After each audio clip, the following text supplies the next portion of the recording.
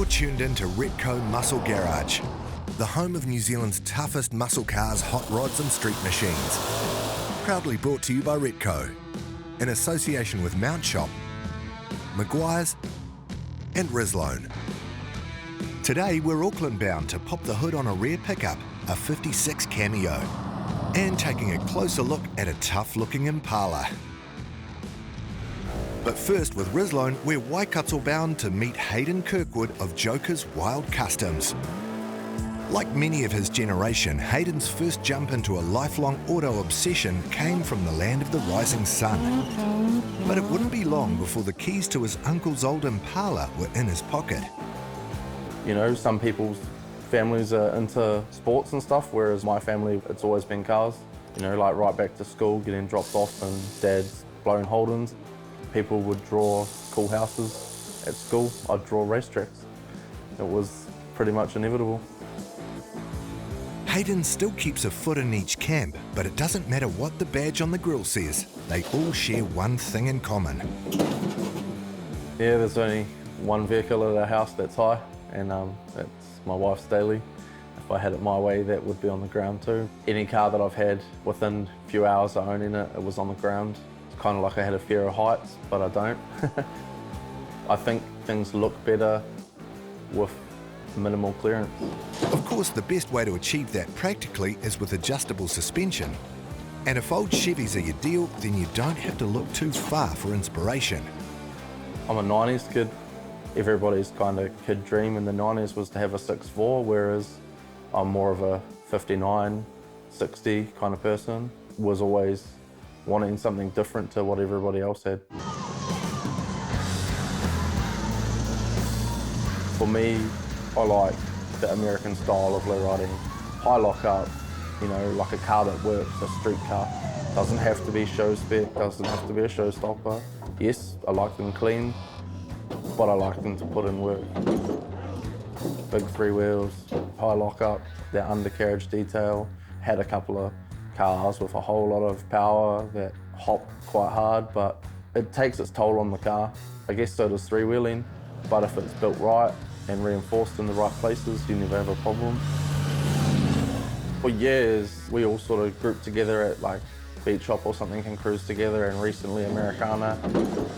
You get a bit of a crowd going, and it hypes us up as drivers as well to like put on a good show. Us Kirkwoods were pretty well known for, you know, we like to put on a show.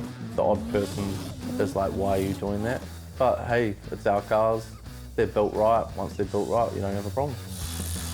And that commitment to building them right has seen Hayden turn his passion into a full-time gig. Switching his builder's belt for a welding torch, and together with wife Jess, operating this full custom workshop out of Te Puke. We own Joker's Wild Customs. Been around for 11 years, 3.5 years full-time. Before that was just after hours, you know, weekends, building cars for pretty much mates, but always sourcing parts for people and importing. We're a custom automotive shop. We're not pretty much biased to anything. Anything you want, we'll do. You have a vision, we'll help you create it. Joker's Wild Customs offers the full deal, and Hayden likes to have one ground-up build in the shop at all times, as well as parts supply and designing and manufacturing his own suspension components. And with a car park that looks like this one, clearly suspension installs take up plenty of Hayden's day. His workshop well known as the go-to for hydro and air ride setups. A lot of New Zealand lowriders are lay and play, what we call lay and play. So pretty much front, back, side to side, 2-pump, 4-dump setup. Pretty easily certified after a long time of people not being able to certify them. And it is pretty much like for like with air ride. You've still got your factory shock position, nothing over the top. Then you can step up and you can go to a 3-pump, and you can put in something like uniballs or a wishbone or Y-bone in the rear, give it that higher lockup, and then you obviously go to our level, which is 3-pump, 22-inch telescopic cylinders, lengthened trailing arms, lengthened upper A-arms, and that to me is the American side of it. You get to look at a blank canvas. Every time something different comes in, you've got to put a bit of thought into it. You know, how is it going to work? How is it going to work well? talk to them, see where they want to go with it, and then obviously I work in with my certifier, make a bit of a plan before I start it, and then yeah, we just go at it, but try and build each customer's dream. And if building dreams is your day job, then a good rolling business card sure helps. The Kirkwoods have that well covered. The 63 is actually my wife's car. She had a vision. We hunted around for a while, found a body, no frame, no running gear, pretty much nothing, just a body. She wanted it dark and a whole lot of rose gold, or as people know it, copper, nickel plate. Got extended trailing arms and telescopics, whole undercarriage has been fully detailed. I got left with doing the boot and the engine bay. Everything else was her. This former Santa Monica Pier ice cream truck ticks all the boxes for doing things differently. Inspired by Mr. Cartoon's fully airbrushed showstopper in the States, as well as Big Worm's mode of transport in the movie Friday, Hayden spent 4 years tracking this one down. The original plans called for a shop truck, but that idea was soon shelved in favour of seating. A mate in Australia was arm-twisted into parting ways with his super clean 56 on air, while the 59 is a long-term relationship with plenty of ups and downs. It's clear the Kirkwood's automotive obsession goes far deeper than a mere weekend hobby. It takes up 99.9% of our time.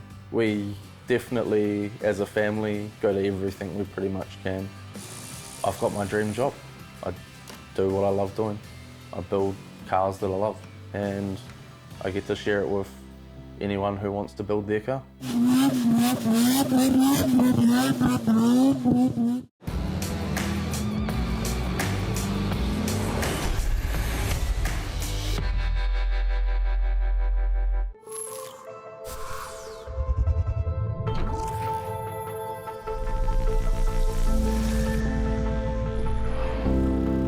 Protection of hybrid ceramic.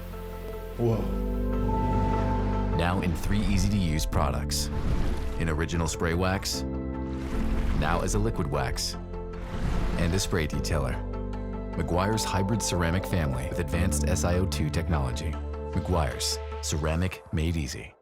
Rizlone has been in engines almost as long as engines have been in cars. Why? Because from then until now, there's never been a perfectly clean fuel. This means every time you fill up, you're adding pollutants and contaminants to your fuel system. Rizlone Fuel Injector Cleaner can cure those woes and help save your engine. Rizlone Fuel Injector Cleaner adds an upper cylinder lubricant, providing double the cleaning power out of the same bottle. We know something about aging well, so when we say it's your engine's fountain of youth under a screw top, you can count on it. Rizlone is the original engine tune-up. Available at participating stores near you.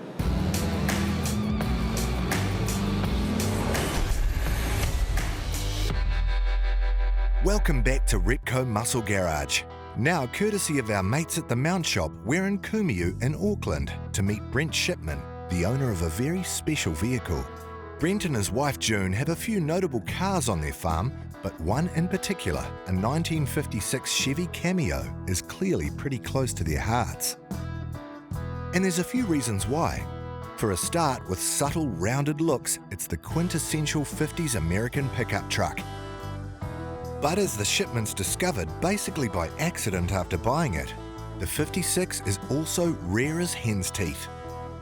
Well, I've mucked around for cars for as long as I can remember. Sort of had the hankering for a pickup truck. So this one came along, so we grabbed it and didn't really realise how rare it was, what we actually had, until I started sort of doing a bit of research about it. The Cameos started production in 55 and went through to 58. The Cameo behind us is 1,453 were ever made, and she is 533. There's a wee plaque on the firewall with a number on it. It was in original condition, like just come off the farm pretty much. It was pretty patinaed. A lot of people said I should have just left it as it was. It was our truck, so it was our choice. And I got talking to a friend of mine, Ian Rainbow, and he said, well, why don't you put a Morrison chassis under it? So that's where it all started, and it just went on and on from there. But once you get started on these things, you just got to see it through. Getting the Art Morrison chassis under the Cameo wasn't an easy job. Its rarity meant it wasn't exactly standard, meaning plenty of measuring and fabrication to get things right. but that paled in comparison to the distinctive fiberglass rear quarters, which needed some major attention and a bit of innovation in order to achieve a smooth finish. A couple of guys I know, they suggested that I take all the fiberglass off and they put a 3mm skin over all the cracks and breaks and bits that were missing, put glass on it, put it in a vacuum bag, pump all the air out, and then that pulls the fiberglass cloth onto the exact shape of what we had, and then we could repair on top of modern resins. Brent and June regularly used the Cameo, so the engine was a big one to get right for performance and reliability. Eventually they settled on a supercharged 350 small block with a few touches to make the most of it, courtesy of C&M Performance, including a Holley EFI system. The motor is a ZZ4 Corvette engine with a Whipple supercharger, just a small blower. I just wanted to keep everything under the bonnet. Not a great fan of things hanging out. And Brent and June's tasteful rebuild, a nuanced mix of the modern and classic, has proved to be a winner at many of the car shows the Cameo's made an appearance at. It's won trophies at the Cameo show, picked up a couple. It got best commercial at the Cameo show and second People's Choice.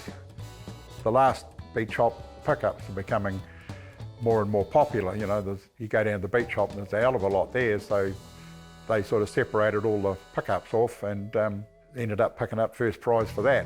But the Cameo's just one of the vehicles the Shipmans have got lying around. They're also in the midst of another major rebuild on another 56 Chev, funnily enough. In this case, a stunning, seriously straight-looking Bel Air.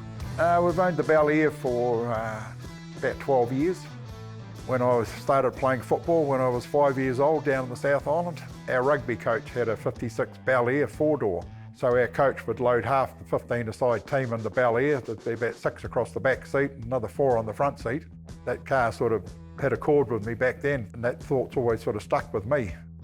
I just like the shape of the car. I think, you know, like the 56, the Bel Air 2-door coupe, I think is a real iconic shape. The 56, in my eyes, was was one of the most iconic cars of that era. There's a lot of other models of cars that copied a lot of the curves and shapes of the 56 Bel Air into their cars as well. Beyond the Bel Air, the Shipmans have a few other notable vehicles tucked away, including a tidy example of another iconic pickup, an El Camino. The El Camino is sort of based on either an Impala or a Chevelle sort of floor pan. I think the era, the sort of 64, 65, 66, 67, they got the shape pretty good. Later models, in my eyes, a little bit sort of square and boxy, but the body shape is, I quite like it, yeah. And then, just to shake things up, Brent's also picked up something a bit more modern.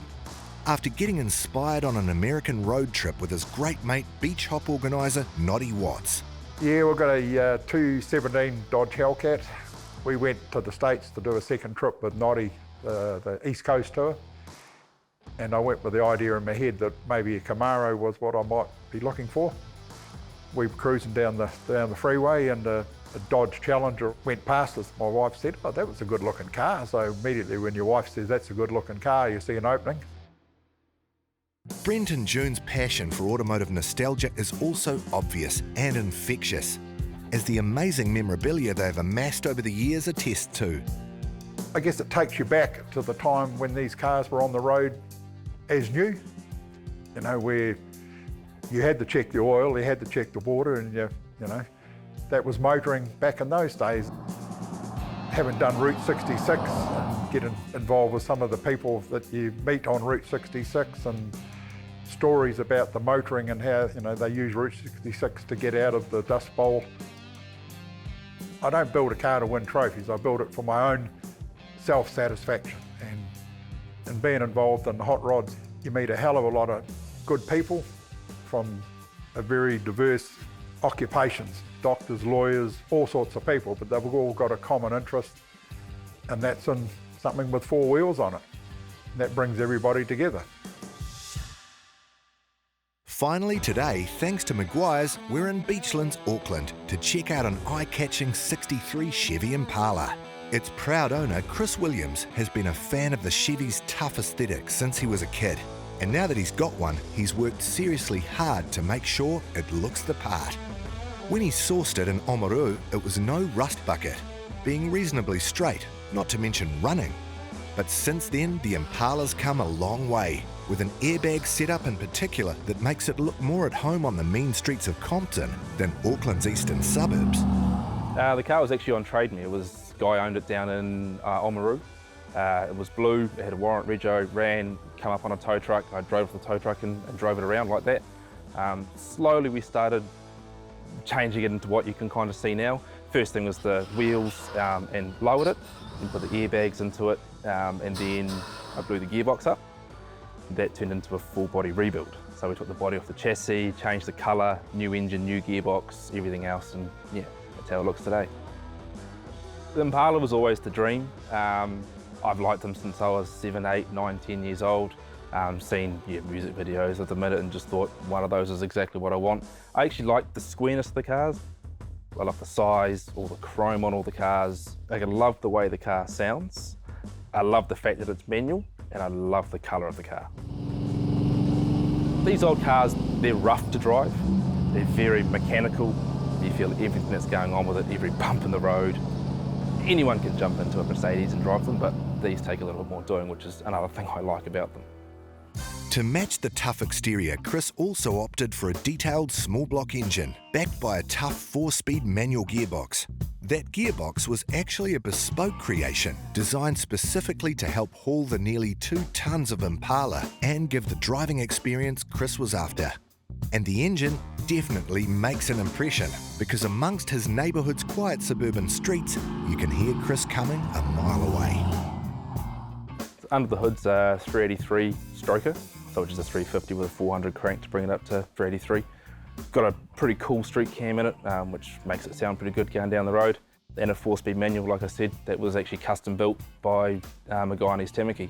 The only one in the world, just needed a bit more strength in behind there with the size of the car, the horsepower, as well as the owner's right foot. Outside, its immaculate bodywork and paint scheme ensured that the Impala turns heads. And Chris painstakingly restored the car over years to get its distinctive colour and chrome elements exactly where he wanted them. So we took the body off the chassis, we had the car bead blasted, like garnet strips, so you can take all the paint off of it right back to bare steel, all the steel repairs on a rotisserie so we could work on the floor, as well as obviously the whole car. Ground the chassis right back to bare steel, fixed everything that was in that, straightened things up, got it all mint. Body back on the chassis, repainted. There's not much we haven't replaced. The interior, on the other hand, still needs some TLC, as he'll happily admit. The interior in the car is exactly as I brought it. We took the headlining out, rebuilt the car because the plan was to always do a whole new interior. It didn't quite eventuate, so all the seats went back in, we put new carpet into it, and it's just a work in progress really. Off the road was just over 3 years. There was a massive push to get it to Beach Shop 2019. So a couple of mates of mine went absolutely hell for leather just to get this thing finished, working late into the night the week before just to get it finished. It had the wheel alignment done the day of going down to Beach Shop, and off we went trouble-free. Dad was instrumental, as he was always going to be. He told me not to do it at the start. But yeah, being a stubborn 25-year-old or whoever I was, wasn't going to listen to him. And then also Ian Neary, who was part of our club at the time, who's got old school classic cars and that sort of stuff too, was instrumental, to be honest. A lot of the bodywork and that sort of stuff was done in his garage. The rotisserie of the car was almost his. It lived there for probably 4 or 5 months while we fixed what needed fixing before we put it back on the chassis. Yep, Chris didn't have much of a choice when it came to a love for all things automotive, because his dad Sean, who's also been featured multiple times on the show, has been a passionate hot rodder since well before Chris was born, meaning a love for hot rods and street machines is in the blood. The reason for getting into the old cars was definitely Dad. Dad got his car when I was 1 month old from Waiheke. He's an absolute wreck. We sort of thought we helped him rebuild that car through all these years. We were probably more of a hindrance than we were a help, but we just love being part of it. My brother and I would both be in the shed with him, tinkering, helping lift bumpers on, scratching paint, whatever we were in there doing, just being around it. So I really had no other chance but to have one of these things myself. So for Chris, this is not only the realisation of a dream, it's a chance to follow a family tradition and much more besides. And even though it's not quite at the finish line yet, it's still a shining example of an Impala in all its glory. But then, is any project ever really done? I don't think these cars are ever finished. You ask anybody in the Hot Rod Club, whatever else, we're always doing something to these things. Whether it be new wheels, new gearbox, new motor, making it faster, making it louder, whatever it might be, we're never done. And if we get close to done, we'll just start something else. I wouldn't have it any other way. You know, like it's made my brother, my dad, myself so close. We're always doing it together, which is cool. Thanks for watching. We'll see you next week on Repco Muscle Garage. Feel like your car could do with some TLC? No worries, we've got every base covered. Because we could be hooking you up with an incredible prize pack thanks to our sponsors. For a start, there's this massive Maguire's and Rislone Complete Car Care Pack valued at over $760. Thanks to Repco, we've also thrown in this amazing Mech Pro tool chest valued at $724. To stay on top of everything underneath, there's a $500 mount shop voucher. And last but not least, you'll also score a year's subscription to NZ-V8 magazine. That's a total prize pool of nearly $2,000. To enter, just head over to themotorhood.com and hit the Repco Muscle Garage link on the homepage. The winner will be drawn at the end of the series, so make sure you get amongst, because this prize pack is one major haul. Good luck. Repco Muscle Garage was proudly brought to you by Repco. It starts with the parts. Mount Shop Undercar Specialists. Maguire's, people who love cars love Maguire's. And Rislone, high performance additives for high performance vehicles.